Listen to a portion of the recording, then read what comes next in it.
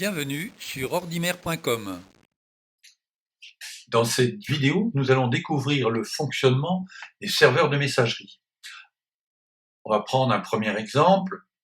Comme ici, on constate que l'adresse email de l'utilisateur, qui est ici en bas à droite, est gérée par le fournisseur d'accès à Internet, qui est ici en haut à gauche.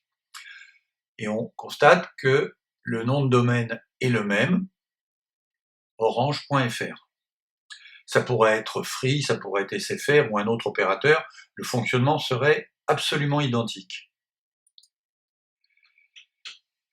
Avec cette configuration, l'adresse email gérée par le FAI, il n'y a pas de problème. Monsieur IMAP ou Monsieur SMTP seront toujours reconnus pour recevoir et envoyer les messages. Regardons comment ça marche quand je reçois des emails. J'ai ici mon serveur IMAP et Monsieur IMAP rapatrie sans problème les messageries dans ma boîte de réception. On constate que pour faire ce travail-là, il prend les emails qui sont stockés chez mon fournisseur d'accès, il utilise le service IMAP et il utilise le port 143. Alors vous allez me dire, c'est quoi ce port 143 ? Eh bien, un port, sur les ordinateurs, c'est comme une porte d'accès qui autorise mon ordinateur à communiquer avec les serveurs de messagerie. Si j'avais utilisé Monsieur POP, ce serait le port 110 qui serait ici. Chaque ordinateur possède 65 535 ports et ils servent bien sûr pour la messagerie, mais aussi pour tous les échanges des logiciels et du système d'exploitation.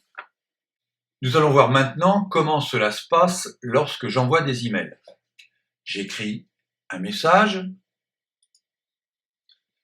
mon serveur SMTP est en service, et dès que je fais envoyer le message qui est ici prêt à être parti, dès que je fais envoyer, Monsieur SMTP récupère mon message, utilise le fournisseur d'accès Internet qui va gérer mon message et l'envoyer vers le serveur de messagerie du destinataire. Il arrive parfois, dans ce deuxième exemple, que l'adresse mail de l'utilisateur de l'ordinateur n'est pas gérée par le fournisseur d'accès à Internet, comme on le voit ici dans cet exemple. Ici, j'ai une adresse free.fr et mon fournisseur d'accès qui me donne accès à Internet est orange.fr. Si je garde mes réglages classiques de messagerie et que j'écris un email, mon email est là, et je vais vouloir utiliser le port 25, eh bien Monsieur SMTP va toujours utiliser ce port 25, mais il ne passe pas, le port est fermé. Et je vais recevoir sur mon ordinateur un message d'erreur SMTP qui va apparaître.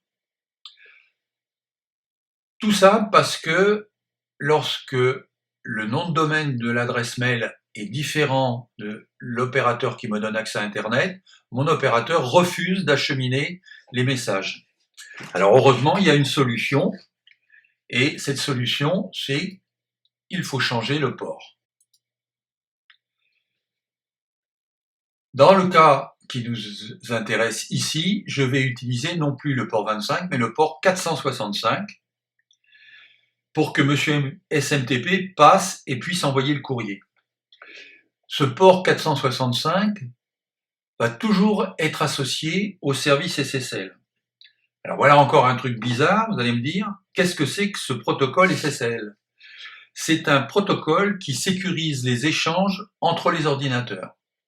Puisque là, je ne vais plus passer par mon fournisseur d'accès, mais que je vais aller directement vers mon destinataire, je dois utiliser ce protocole SSL. J'écris mon message et dès que je fais envoyer, Monsieur SMTP passe sans problème et achemine directement le message vers mon destinataire. Il n'est pas passé par le FAI, il est parti directement. Regardons maintenant ce qui se passe pour récupérer les emails qui me sont envoyés dans ce cas présent. Le serveur IMAP va utiliser un autre port également, il va utiliser le port 993 et lui aussi va être associé au service SSL. Dès que je vais ouvrir mon logiciel de messagerie, Monsieur IMAP va passer sans problème, et comme on le voit, il n'utilise pas non plus le fournisseur d'accès à Internet. Si j'utilisais Monsieur Pop au lieu de Monsieur IMAP, eh bien, le principe serait le même, le port deviendrait 995 associé au service SSL. Nous avons découvert dans cette vidéo le fonctionnement des serveurs de messagerie, les ports associés ainsi que les protocoles SSL, et je vous dis à bientôt pour d'autres découvertes sur ordimer.com.